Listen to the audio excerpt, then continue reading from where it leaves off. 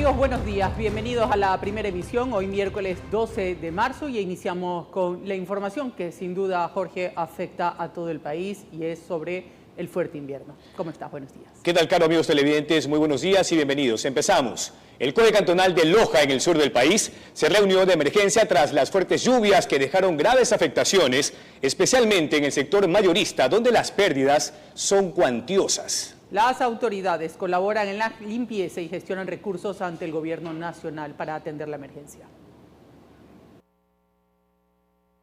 Tras una torrencial lluvia registrada en la ciudad de Loja, el COE cantonal se reunió de manera emergente para evaluar los daños en diferentes sectores. Uno de los más afectados es el sector mayorista, donde los comerciantes reportan pérdidas que superan los $3.000 por negocio, debido a la acumulación de agua y daños en su mercadería. Era un aguacero tremendo, se desbordó el río, ahorita el agua vino por acá, perdí mi negocio. Las autoridades locales y nacionales acudieron a las zonas afectadas para colaborar con la limpieza de escombros y brindar asistencia a los damnificados. Mientras tanto, se realizan gestiones para que el gobierno nacional gestione recursos urgentes al municipio de Loja con el fin de atender la emergencia y mitigar las consecuencias del temporal. Así que nos vamos a dirigir a trabajar allá y a más de eso, estamos en contacto con gobierno. Solo falta, me parece, un documento del municipio de Loja para que ya se haga efectivo el dinero y así podamos tener recursos también para salir. Bueno, la maquinaria que ha puesto el ministerio a disposición de toda la provincia realmente va a seguir llegando a medida que las necesidades vayan aumentando o vayan surgiendo. Según los pronósticos de lluvia, continuarán en los próximos días, por lo que se recomienda a la ciudadanía extremar precauciones al transitar por las áreas afectadas. Se hace un llamado a la comunidad para mantener la calma y colaborar con las acciones de mitigación impulsadas por las autoridades. En Loja informó Marcela Constante Brito. Vamos con más noticias. Las intensas lluvias causaron daños en 5 cantones de la provincia de Manabí. Carreteras inhabilitadas, árboles caídos y puentes colapsados son algunas de las afectaciones. Varios cantones de la provincia de Manabí también se vieron afectados por las intensas lluvias. Uno de los inconvenientes se dio en el puente que conecta las localidades de San Jacinto y San Clemente, en el cantón Sucre. Este colapsó, dejando a las comunidades incomunicadas. Las familias de Puerto Viejo, Manta, Rocafuerte, Bolívar, Chone y Santa Ana tuvieron inconvenientes, ya que el agua ingresó a sus viviendas. Aquí también en nuestra comunidad está inundado, esto todo se inunda cuando el río crece. Ante la emergencia, las autoridades locales desplegaron maquinaria y personal para ayudar a los damnificados y mitigar los daños en las zonas afectadas. Haciendo la evacuación de agua y enseres de las viviendas que se encuentran afectadas. Ahorita vamos a hacer nuevamente nosotros un recorrido en el sector para identificar cuáles son las necesidades que tiene cada uno del territorio. Informó Maite Morán. Más de 20 casas sufren los estragos de un lento deslizamiento de tierra en el sector de Chauyabamba, en Cuenca. Moradores de la zona piden ayuda urgente de las autoridades. La dura tragedia golpea esta vez a varios propietarios que habitan en el privilegiado lugar de Chauyabamba, sector Luna Sol. Ellos, con mucha tristeza y preocupación, miran perderse la inversión de su vida.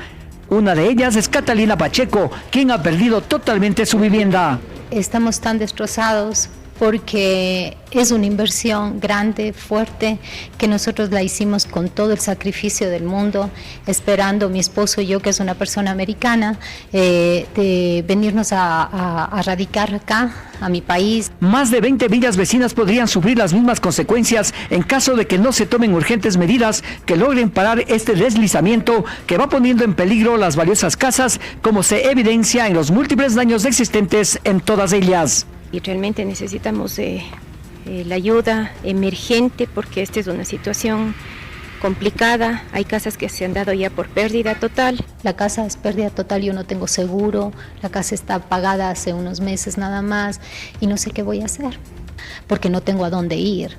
Las casas más afectadas están en la parte superior, pero no esperemos que acarree más problemas a las viviendas de abajo. Es la casa de acá arriba y ya indicaron que ya no puede ser habitada. Los perjudicados creen que la tubería instalada por etapa podría ser la causa del problema. Hay una matriz de tapa rota tenemos un informe ya de gestión de riesgos. Vengan recién a arreglar a las 5 o 6 de la tarde del día siguiente. Entonces, imagínense la cantidad de agua que fue expulsada por esa tubería, esa rotura de esa matriz. Es por eso que a partir de esta situación colapsa el cerramiento de las diferentes viviendas que están aquí. Las casas más afectadas están en la parte superior, pero no esperemos que acarree más problemas a las viviendas de abajo. Es la casa de acá arriba y ya indicaron que ya no puede ser habitada. Funcionarios de etapa y gestión de riesgos descartan ese argumento. Nosotros creemos, yo le digo, nunca se puede hablar de certezas en este caso, pero creemos que la probabilidad más alta es que no se haya debido a la rotura de la tubería de agua potable de la zona, sino a un movimiento de una zona inestable dadas las condiciones que han cambiado por la época invernal. Desde la ciudad de Cuenca, informó Francisco Ramírez. Una mujer y un adolescente fueron arrastrados por la creciente del afluente Inchillachi en el cantón Archidona, en Napo, en la Amazonía. La mujer logró salvarse mientras que el menor está desaparecido. Mientras disfrutaban de un balneario en Cotundo, una familia fue arrastrada por la creciente del río Inchillaki. Una de las personas logró ser rescatada y un adolescente de 14 años aún sigue desaparecido a pesar de la intensa búsqueda de los bomberos de Tena y Archidona. Vino mi hijo con dos amigos cercanos de la familia, o sea, nosotros, amigos más que todo el hijo de ellos, amigo de mi hijo. Los dos se llevan muy bien, comparten casas y cosas. Entonces los padres la otra vez ya le llevaron a un paseo a Cotopaxi y se fueron bien. Y ahora nos pidieron permiso para venirse acá. Llamada por teléfono, que había habido una creciente del río y que se había llevado y que no le encontraban a mi hijo. El hecho fue puesto en aviso al ECO 911 para iniciar con la búsqueda del adolescente que fue arrastrado por el río. Que se activen todos los protocolos, pero ya, porque lo que nos dicen que es que tiene que pasar 24 horas, 48 horas, miércoles, jueves. Queremos que se active ya, queremos que los militares, la policía se coordinen para que puedan venir, pero que se active ya ese protocolo. Un grupo de 15 personas integrado por bomberos y expertos en rescates acuáticos continúa en la búsqueda sin resultados hasta el momento.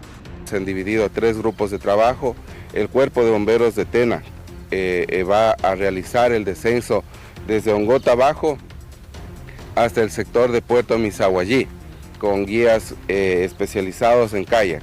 Y personal de igual manera de bomberos en el tema de rafting van a bajar desde el sector conocido desde La Aguja hasta Puerto Misahuallí. El tercer grupo está ya realizando la búsqueda desde la cabaña Hatunrumi hasta el sector de Ongota Abajo. Se prevé que en estos días los rescatistas intensifiquen sus labores en los ríos Inchillaki y Misahuallí. Desde Napo, informa Gabriela Velasteguí. La posibilidad de no sufragar en la segunda vuelta electoral por fuerza mayor y no pagar multa está contemplado en el Código de la Democracia. Sin embargo, debe tomar en cuenta ciertas excepciones para que no sea sancionado.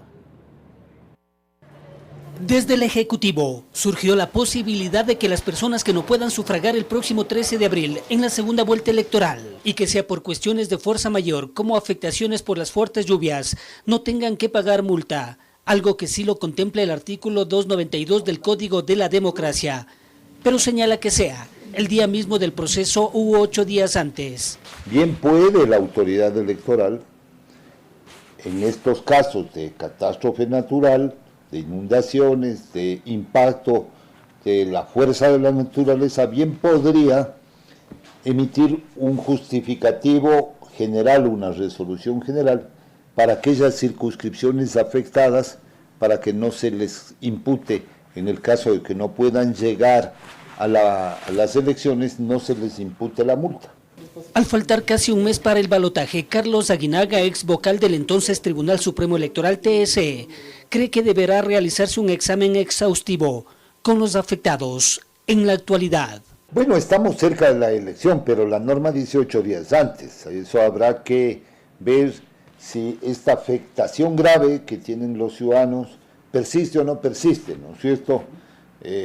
Puede ser que ya hayan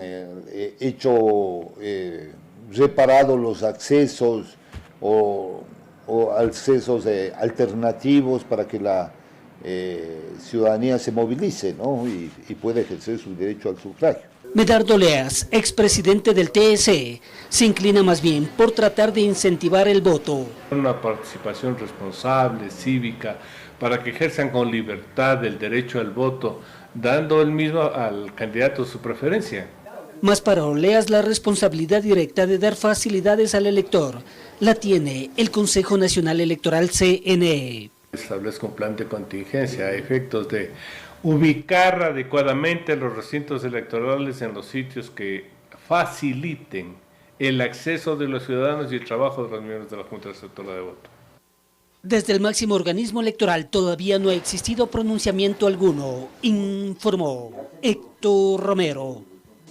El gobierno nacional señaló que el dictamen de la Corte Constitucional de crear una comisión para enfrentar la inseguridad en el país no sería ejecutable, por lo que solicitó al organismo que revise los efectos de esta resolución, pues estaría incurriendo en arrogación de funciones. Veamos.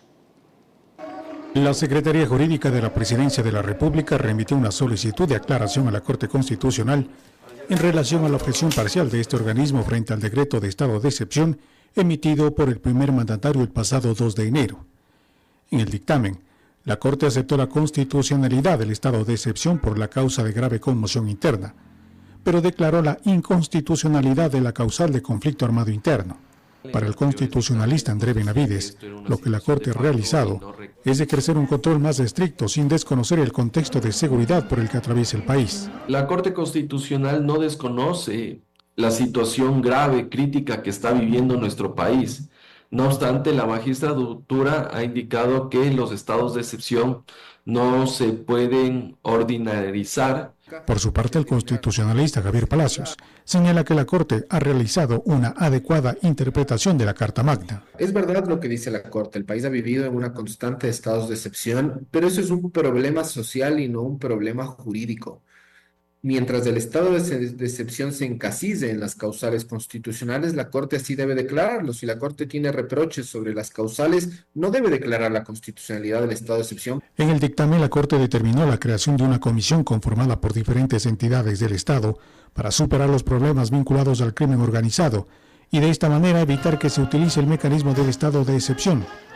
En el documento remitido por el gobierno, se señala que la Corte estaría incurriendo en una intromisión de funciones al arrogarse facultades que no le competen. Hace bien en señalarle a la Corte que además está invadiendo una competencia propia del Ejecutivo. Es una competencia privativa del presidente de la República el determinar de seguridad, la política criminal en el país. Eso es propio del Ejecutivo. No veo desde ningún punto de vista que la Corte Constitucional se esté arrogando funciones, se esté entrometiendo, más bien está articulando con las diferentes instituciones del Estado para justamente evaluar si es que con las medidas ordinarias que no corresponden a un estado de excepción se pudo o no contrarrestar todo lo que ha avanzado la criminalidad en nuestro país. Con este antecedente, el gobierno puso en conocimiento de la Corte la inejecutabilidad parcial de este dictamen, por lo que solicitó la modulación de los efectos de esta decisión, informó Miguel Ángel Bedoya.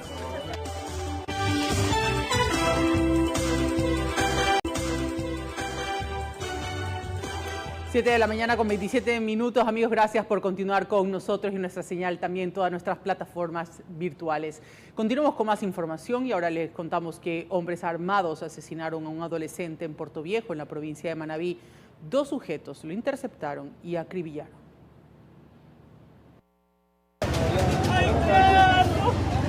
El hecho violento se registró en la parroquia San Pablo de Portoviejo. El joven de 17 años fue encontrado agonizando en la vereda al pie de una vivienda. Lo que se tiene conocimiento por versiones de los moradores del sector, el ciudadano se encontraría transitando por el lugar de los hechos y se acercarían 2 ciudadanos a arremeter contra su humanidad por impactos producidos por proyectil de arma de fuego. Fue trasladado a una casa de salud donde confirmaron su deceso. Lo reconocieron como un adolescente consumidor del sector, que es lo que dan las versiones la misma ciudadanía. La policía recogió varios indicios balísticos en el lugar e investiga el móvil de este crimen. Al momento, dentro de las investigaciones de las unidades especializadas, ya se está levantando más información para poder esclarecer el hecho delictivo. La DINASET busca a los implicados en esta nueva muerte violenta, informó Roselena Vascones.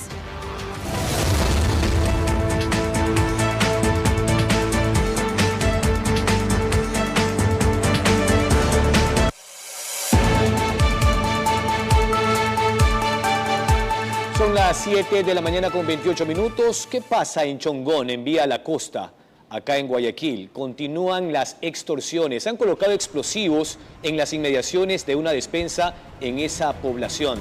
José Morales nos tiene los detalles. Pepe, adelante. Buen día. Gracias, Jorge, amigos televidentes. Sí, nosotros continuamos desde la parroquia Chongón. En este punto, la noche de este martes, hubo una acción violenta.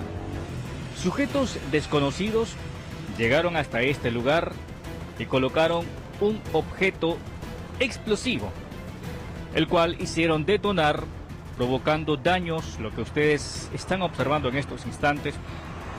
La puerta enrollable quedó afectada, pero eso no es todo, porque hubo una onda expansiva que terminó provocando daños también en la parte superior. Hablamos de la lona, la carpa. En este caso, también se vio afectada, las luminarias también quedaron colgando, guindando, luego de la detonación que se registró cerca de la medianoche. ¿Qué funciona aquí? Una despensa. Según testigos, según moradores, hablan de una despensa que se inició hace unos 40 años aproximadamente, así nos dicen, hace unos 40 años, que se ha mantenido con el paso del tiempo, que incluso actualmente le brinda oportunidad de trabajo a varias personas. De hecho, el personal que labora en dicha despensa se encuentra también aquí presente, a la espera de que exista algún pronunciamiento si la despensa abre o no el día de hoy, si atienden o no a su clientela como normalmente lo hacen. Se nos ha dicho que la despensa siempre abre sus puertas a partir de las 5:30 de la mañana. Hoy no pasó aquello, hoy no se ha dado esta situación. Hoy están a la espera de conocer qué pasará de pronto en los próximos minutos, si los propietarios del negocio deciden aperturar o no este negocio. Carolina, de estudio, hay una consulta. Sí, adelante. José, ¿cómo estás? Buenos días. Y consultarte y ver si has podido, de hecho, hablar con las personas del sector allí en Chongón. Primero, esto se debe, que nos confirmes si esto se debe a una extorsión, ¿no? Segundo lugar, ¿cuánto le estaban pidiendo a este comerciante? Porque creo que es importante que la gente entienda la dimensión de estos criminales cuando extorsionan a pequeños comerciantes de despensas como ellos. No es que le piden $10, muchas veces son miles de dólares que les están pidiendo mensualmente. ¿Has podido hablar con alguien para que te cuente un poco más qué estaba pasando antes de este atentado? Sí, Carolina, conversando con moradores que prefieren evitar pronunciarse, hay mucho miedo y eso también, en cierto modo, es entendible, porque son ellos quienes habitan en este lugar, son ellos quienes viven en esta zona, son ellos quienes palpan la realidad de cada día y son ellos quienes tienen que enfrentar a la delincuencia que viene a cualquier hora del día. Esté o no esté la policía, esté o no esté la prensa, la delincuencia aquí va a operar en cualquier momento. Entonces, estas personas, estos ciudadanos, evitan pronunciarse más allá. Nos han dicho que en esta calle, por lo menos, no se ha conocido de otros casos en los negocios de los alrededores que les estén exigiendo la famosa vacuna, la extorsión. Es lo que nos han dicho. En torno a lo ocurrido aquí con el local, se manifiesta extraoficialmente que respondería también a casos de extorsión, exigiendo el pago de ciertas cantidades de dinero, pero tanto el personal que labora aquí, que se encuentra esperando a una respuesta si abren o no abren el negocio el día de hoy, como los propietarios también del negocio, no se han pronunciado hasta el momento, evitan hablar, evitan expresar mayor información, pero de lo que sí conocemos es que hay locales comerciales en la parroquia Chongón donde los extorsionadores vienen operando. A algunos les exigen, por decir, el pago inicial, un pago inicial de $2.000 como bajo. para algunos locales. Y de allí en adelante les exigen un pago semanal de $250. ¿Se imaginan ustedes las pretensiones tan descabelladas a las que estamos llegando?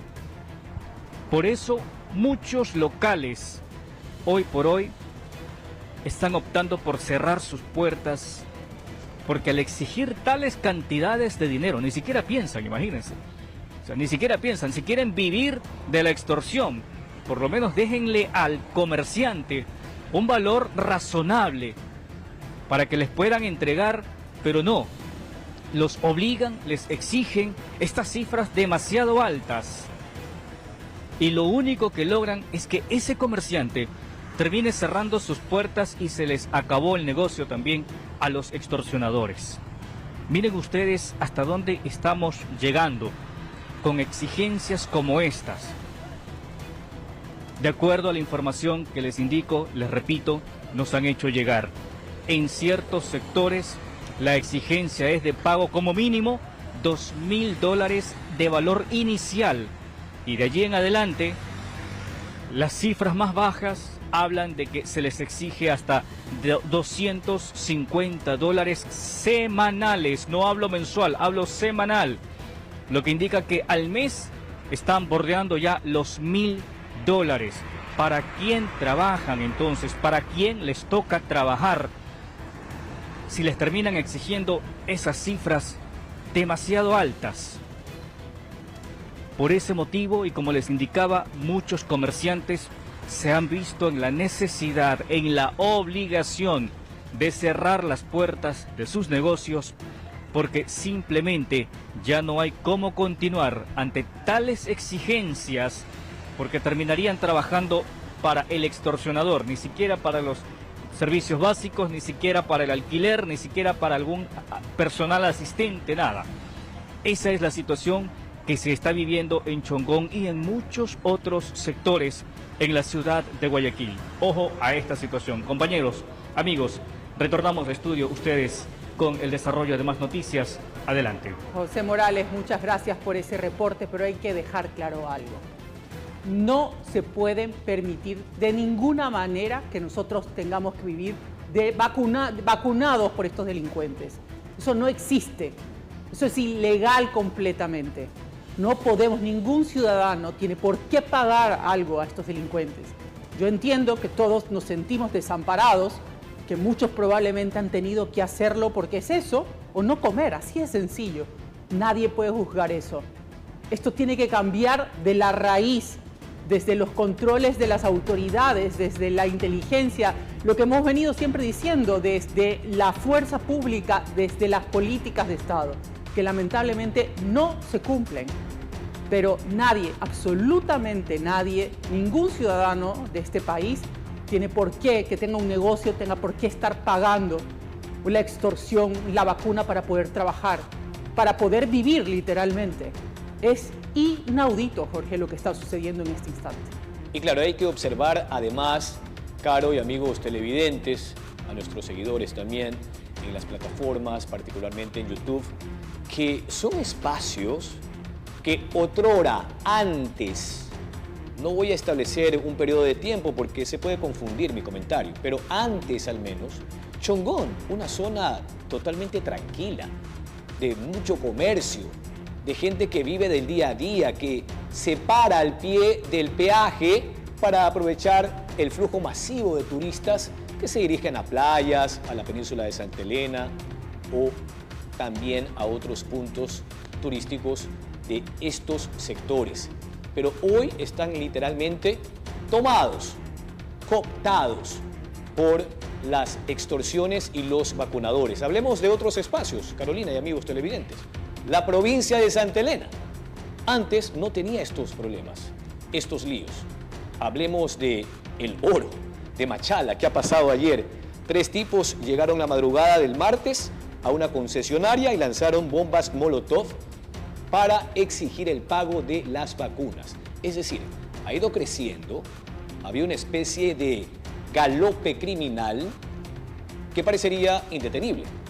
Con lo cual, pues, el trabajo de la Policía Nacional, particularmente con la UNACE, y la FICE, que es la Fuerza de Investigación contra la Extorsión, deben intensificar sus tareas de prevención, es decir, antes de que se cometa la primera amenaza, el primer taco de dinamita o cualquier tipo de explosivo, una bomba molotov. Por eso, quizás, Carolina y amigos televidentes, el año pasado hubo más de 22.000 denuncias entre extorsiones y secuestros. El 90 y pico por ciento, el 90 y pico por ciento, ya 95 seguramente, por vacunas, en menor medida los secuestros. Son las 7 de la mañana con 39 minutos, Carlos. Así es, Jorge. Y además solo recordarle a la gente que no podemos olvidar cuáles son nuestros derechos. Derecho a la vida, derecho al trabajo. Jamás podemos acostumbrarnos y normalizar que para poder abrir un negocio tengamos que estar pagando una extorsión o una vacuna a estos criminales. Creo yo que la indignación tiene que ser constante hasta que esto cambie finalmente. Continuamos con más información y ahora le contamos que mediante un decreto ejecutivo, el presidente Daniel Noboa modificó la política migratoria dirigida a los ciudadanos venezolanos residentes en Ecuador. El primer mandatario dispuso terminar la fase de regularización que estaba prevista realizarse hasta el próximo mes de abril. Mediante decreto ejecutivo número 560 emitido este 11 de marzo, el presidente Daniel Noboa decidió dar por terminado el estatuto migratorio firmado entre Ecuador y Venezuela, que entró en vigencia en 2011. El mismo permitía la regularización de ciudadanos de ese país. En agosto del año pasado, el primer mandatario estableció un plazo de 8 meses para que este proceso continúe. Sin embargo, tras la firma de este decreto, esta fase concluyó.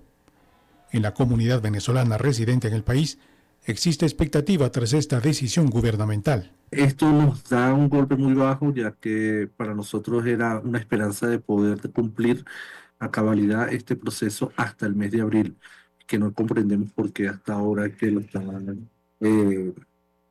derogando, y que definitivamente afecta a muchas familias binacionales, porque son padres o madres que pueden ser tanto venezolanos como ecuatorianos y por supuesto con hijos venezolanos y ecuatorianos. Para la aplicación de este documento deberá emitirse una normativa secundaria que permitirá conocer en detalle los efectos de este decreto. Hay personas que ya hicieron el trámite, o sea, que están esperando únicamente la adjudicación de la visa. Ese es un caso y están muy preocupados porque cumplieron con todos los requisitos que exigía Ecuador para el tema de la regularización. Hay otras personas que recibieron la visa y están para poder realizar el proceso de orden de cedulación para poder cedularse. ¿Ok? Y hay casos que tienen citas, como son los menores de edad, porque es semipresencial, tenían la cita adjudicada y no sabemos cómo van a quedar. Al dar por terminado el estatuto migratorio entre las dos naciones, la comunidad de migrantes venezolanos desconocen si esta normativa vaya a afectar la renovación de los diferentes tipos de visados. El tema de la documentación que se estaba aceptando, el tipo de documentación y por supuesto vemos que ni siquiera menciona el tema de la renovación de la visa. El documento menciona que durante las últimas semanas se han producido suspensiones y recortes de varias fuentes de financiamiento para los programas que apoyan al Ecuador en materia migratoria y algunos que financiaban el proceso de regularización de ciudadanos venezolanos. Informó Miguel Ángel Bedoya. Bien, mucha atención a esta noticia, un boletín de prensa, un comunicado oficial del gobierno. Priorizamos a quienes más lo necesitan. El presidente Noboa dispone compensación en planillas de luz de marzo para provincias en emergencia. Mediante decreto ejecutivo número 561, el presidente Daniel Noboa dispuso otorgar una compensación del valor equivalente a 180 kilovatios hora en la planilla que está vinculada al mes de marzo del presente año 2025 para los usuarios residenciales del Servicio Público de Energía Eléctrica en Guayas, Los Ríos, Manabí, El Oro, Esmeralda, Santa Elena, Loja y Azuay, provincias declaradas en emergencia por la Secretaría Nacional de Gestión de Riesgos. El Ministerio de Energía y Minas, la Agencia de Regulación y Control de Electricidad, Arconel, las empresas distribuidoras y demás instituciones involucradas analizarán y ejecutarán las acciones pertinentes para poder cumplir con esta disposición. Esta decisión se suma a una serie de acciones desplegadas por el gobierno del presidente Daniel Noboa para precautelar el bienestar de las familias que han sido afectadas por la época invernal en las provincias en emergencia. Bien, esa es la noticia de última hora en torno a la decisión del presidente. De vuelta al ámbito nacional, 2 personas fueron encontradas abandonadas cerca de una quebrada en el sector de Manuelita Sáenz, en Quito, la capital. Las víctimas, que habían sido secuestradas, estaban atadas de manos y con los rostros cubiertos, lo que causó alarma y temor entre los vecinos. Veamos. Justo a los que estaban la vecina ahí en la esquina, les ve que solo les lanzan y se van corriendo. Amarrados de manos, con los rostros cubiertos y gritando desesperados sin saber dónde estaban. Así fueron encontrados 2 hombres que fueron abandonados en el sector Manuelita Sáenz, en el sur de la capital. Entonces le ayudé a zafar, le leyó las manos y les digo, ¿quién les botó? ¿Cómo es eso? Dice, estábamos en Pipo, nos asaltaron un camión y nos vinieron a botar. La escena generó pánico entre los moradores, quienes al escucharlos se acercaron para ayudarlos, encontrando a las víctimas desorientadas y en estado de shock tras el temor que vivieron. Estaban súper nerviosos, mal, desconcentrados, si es posible, con escalofrío. No sé qué horas les saltarían. Los lugares que no hay cámaras. La rápida acción de la Policía Nacional permitió resguardar a los afectados y dar inicio a las investigaciones. Horas después, lograron recuperar el camión en el que transportaban mercadería y que había sido robado en Pifo. De inmediato empieza la policía a rastrear algunos elementos que tenían la carga, las encomiendas que tenían, y es parte del protocolo de seguridad que tiene esta empresa. De inmediato nosotros pudimos dar con el paradero a pocas cuadras de ahí, a 5 minutos del lugar donde encontramos a las 2 personas maniatadas. El vehículo presentaba impactos de bala, evidencia de que los delincuentes intentaron bajar a las víctimas a la fuerza. Aunque los responsables lograron escapar, dentro del camión quedaron huellas dactilares que serán clave para identificarlos y dar con su paradero. Seguimos trabajando, tenemos nosotros ya las huellas dactilares de las personas, tenemos algunas fotos de la ruta técnica como estamos haciendo nosotros mención. Las víctimas del secuestro, quienes fueron despojadas de su camión, se encuentran a buen recaudo, solo con el susto y con una historia que contar. El conductor y ayudante se encuentran en buenas condiciones, no tienen heridas. Sí, aparte, digamos, un golpe leve nada más del conductor, pero sin consecuencias mayores. Mientras tanto, la policía continúa con las investigaciones para capturar a los responsables de este hecho, informó Ailis Morán. Bien, mucha atención a este mensaje a la nación. El presidente Daniel Noboa anuncia plan para la reactivación económica de los ecuatorianos. La mañana de este 12 de marzo, el presidente Daniel Noboa dirigió un mensaje a la ciudadanía para anunciar acciones que impulsarán la reactivación económica en beneficio directo de los ecuatorianos que más lo necesitan, junto a varias medidas que son parte de un ambicioso plan para inyectar millones de dólares directamente al bolsillo de los ecuatorianos, comenzando desde lo que tiene que ver con gente que son personas de escasos recursos. Ayudas monetarias y créditos, entrega y ampliación de cobertura de el bono de desarrollo humano, créditos productivos a largo plazo y bajo interés, devolver el bono a cerca de 30.000 personas que anteriormente fueron excluidas en la depuración de la base de datos, la renovación directa del crédito de desarrollo humano a todos los emprendedores beneficiarios, crédito a mujeres en vulnerabilidad y pobreza extrema, bono de los 1000 días, bono Mis Mejores Años para los adultos mayores, bono Toda una Vida, también el Joaquín Gallegos Lara y Capital Semilla. Finalmente, el apoyo al agro, a propósito del invierno, la entrega de un bono de $600 por una sola vez a los agricultores afectados y la condonación de deudas de hasta $10.000 en Banecuador a las personas que han sido damnificadas por los desastres naturales. 7 de la mañana con 55 minutos. Este es el mensaje a la nación del presidente Daniel Noboa. Esto es La Noticia, primera emisión. Vamos a una pausa y luego volvemos. Antes de concluir la presente emisión de La Noticia, mucha atención al pensamiento del día. Cada historia de éxito es una historia de constante adaptación, revisión y cambio. Sí, tenacidad, agrego, caro y amigos televidentes, y sobre todo, determinación para cualquier conquista. Así es, Jorge, y con esa reflexión que le dejamos para el día, terminamos esta primera emisión. Gracias, amigos, por habernos acompañado. Además, también a todas las personas que se conectan a través de nuestras plataformas virtuales desde todos los lugares del mundo. Los dejamos con más noticias, Jorge. Así es, de inmediato viene la noticia en la comunidad. Un fuerte abrazo. Buenos días.